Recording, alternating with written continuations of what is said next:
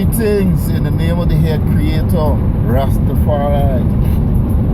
Basically, this is just a little opinion on the way might and right are confused on our planet.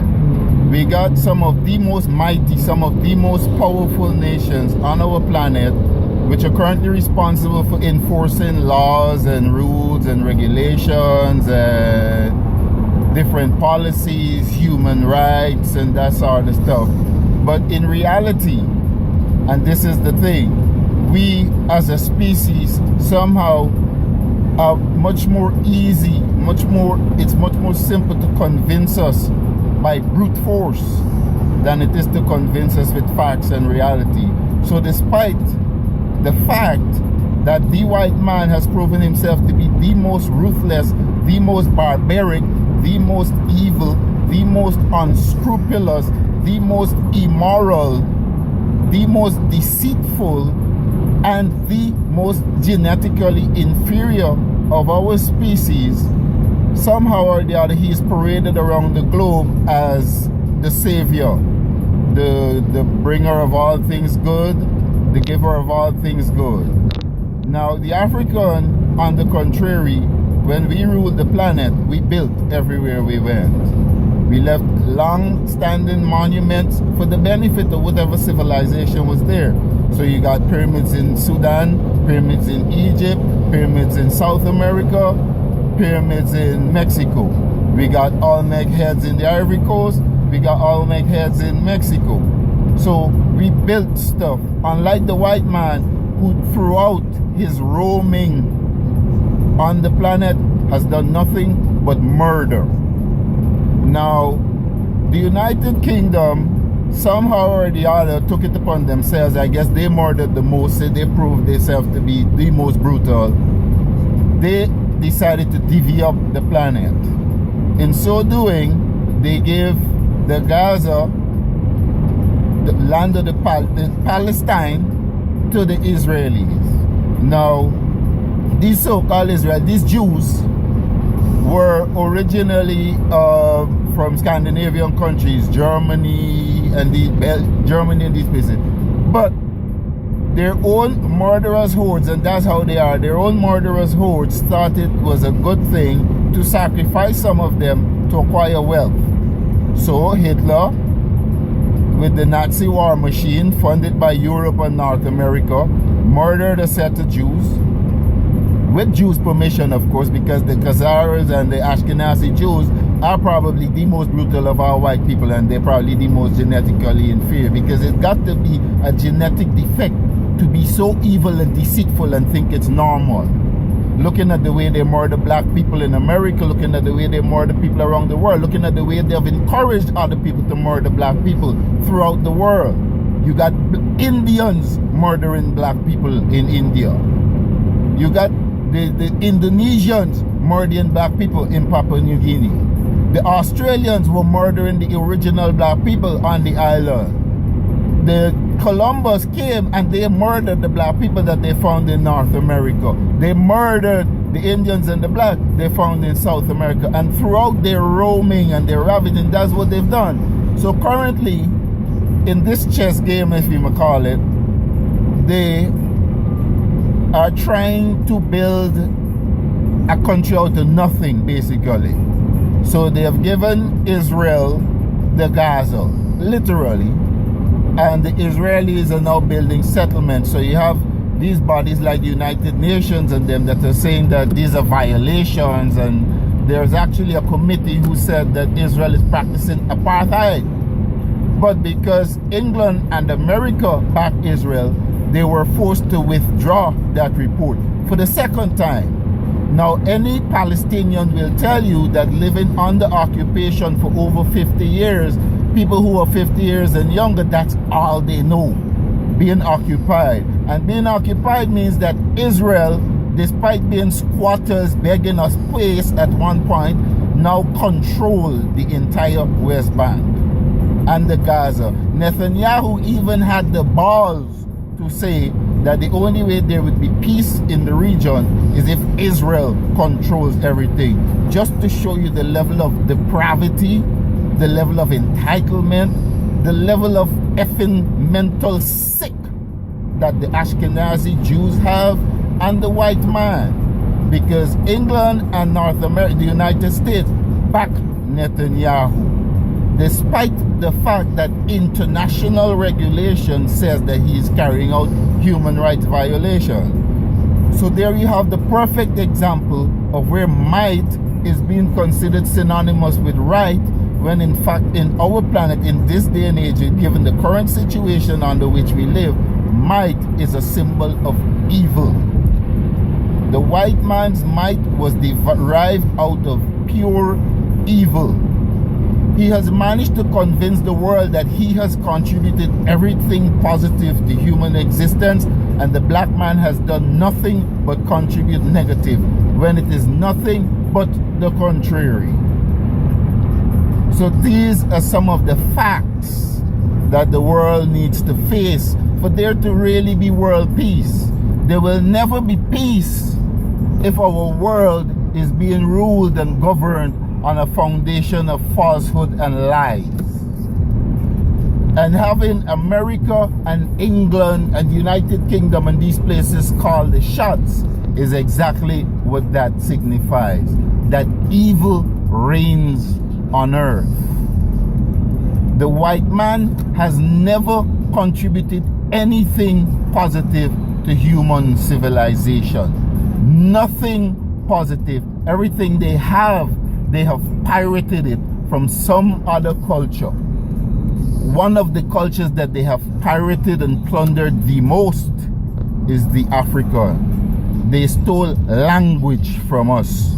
They learned their arts from us. They learned their sciences from us. They have learned everything from us. Yet somehow, because of their might, they have managed to plunder so much wealth to create the illusion of being genuinely wealthy when they aren't. They're just thieves, murderous thieves. If they were to repay Africa and Africans for all that they have taken, all that they have stolen, they would be the most impoverished nations on this planet. But the way their evil is designed, they kill their own Jews and then start to compensate them. So the Jews who sacrifice their brothers and sisters after they kill them out devised a system, a plan through which they can now get annual contributions from us for their murdering their kin. So they get reparations every year. They are the only ones who do it. Every year they get funds from US taxpayers and European countries. Africans to date have not received a cent, yet we're told we're poor, we're lazy, anything negative, anything derogatory.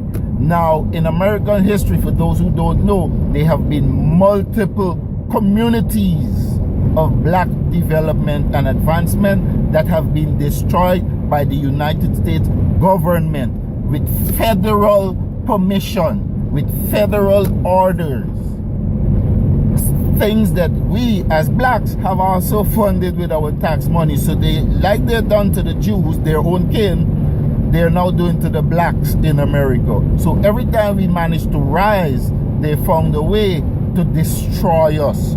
Tulsa, Oklahoma, Move, Philadelphia, the Black Panthers, everything that represents black in a positive manner, they have found a way to destroy it.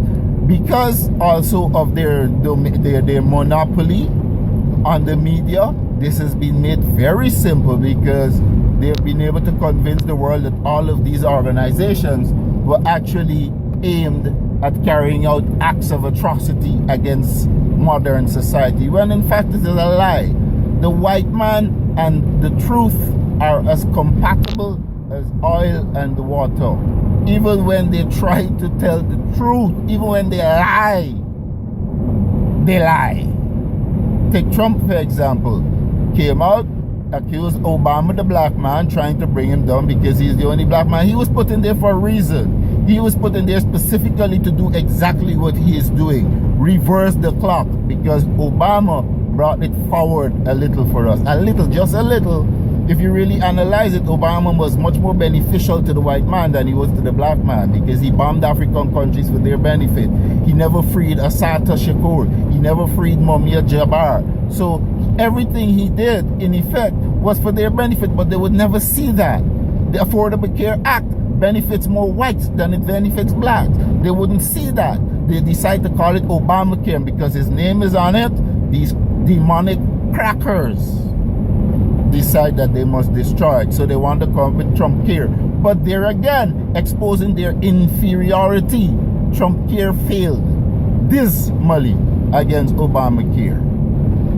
So there are multiple reality checks, there are multiple brutal facts that show, that prove, that testify to the white man's inferiority. But because of his monopoly on the media, because he's the one who controls most of the media that we get our information from, the images, the news that reach the masses were tailored for his benefit. History was tailored for his benefit. Science was tailored for his benefit. For you to believe that the Africans were building pyramids to bury dead and didn't know maths, and Pythagoras was the father of mathematics, makes you some kind of special jackass. For you to think that we were building pyramids and having step farms in rocky terrain in South America and didn't know about mathematics and chemistry and science makes you a special kind of gullible jackass. And there are many special kinds of gullible jackasses on our planet, because to this day the majority of mankind believes that the African is a negative image, that black means bad and white means right and good, when in truth and in fact it is the exact opposite. My mission in my lifetime is to try as much as possible to shine light on wherever there's darkness, because your life really cannot have much of a significance to you if it doesn't benefit those around you. And despite the fact that I genuinely believe that the masses of whites are evil by nature, there are a few good ones, just like there are a few effed up blacks. I have aunts who are married to white men, and they've been together from the time I was born. As a matter of fact, my aunts who are married to white men are probably two of the most long-standing marriages in my family. Yeah, that's a reality that I face, that I accept, that I have knowledge. So yes, there are white humans. However, the majority of whites on our planet are demonic entities, evil entities, and they have managed to convince you that we are the problem. And until you see and learn the truth, there will not be world peace. As a matter of fact, it is much less expensive to have world peace than it is to have the wars that they have now. Yet somehow or the other, we have allowed ourselves to be convinced that these wars are necessary. If people were given their just desserts, there would be no need for war. But that is the nature of the white man. He has to have a way to carry out murder and genocide to keep populations in control so that his inferior genetics can stand out, can survive. So wars are the white man's ways of survival. They survive in death. We survive through life. If the Israelis were to return Palestine's land, if the whites were to give back Africa's whites, when I say whites, I mean all, France, Portugal, Spain, the United Kingdom, America, the Netherlands, Germany, Belgium, if they were to return all the wealth they stole, there'd probably be no need for wars, because people would be able to balance their economies and develop and build and advance, construct. But they cannot allow world stability, or their inferiority will be brought out.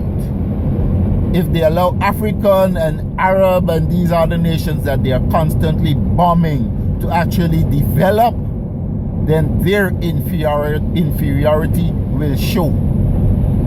Another point to think about: nuclear weapons. How many African countries have them? None that I know of. Yet somehow or the other, the white man has convinced himself and his goons that they are necessary, but only for a certain set of people. So America can have, certain European countries can have, but Saddam or Iran can have, or an African country can have. What gave them the authority to have it, when in fact America was built by a bunch of murderers who still carry out murders? There were millions of non-whites in the Americas when they came here. Yet somehow or the other, we consider the minority today. So they had to have murdered the originals to bring their numbers up. And if you feel by murdering people makes you a winner, you're a champion, and you earned it, you genuinely effed up in the head. It means you have no remorse. And if, according to your laws, there are no statutes or limitations on murder, then we genuinely have the right to kill you, but we don't. Australia is another example where blacks outnumbered anything on the continent because they were there first. Yet somehow or the other, the origines, not aborigines, are the minority today. There again, a visible, clear image of white acts of genocide. And again, if there are no statutes of limitations on murder, then you all deserve to die. But we don't go out there killing you. And the only reason why I think the bullshit of the black man is violent and the black man is aggressive and all the other evil that you spread on us is allowed to fly is because the world knows what you have done to us, and at any time they expect us to retaliate, so you are using it as a front. Attack being your best defense. I see you. We see you. We have been in it for 500 years. Our DNA stores the information. We have the genetic memory. We will eventually unite. We will take back what is ours, even if we do have to resort to what you have done to us. Rastafari lives, rules, and reigns. Wake up, wise up, and rise up, Africa.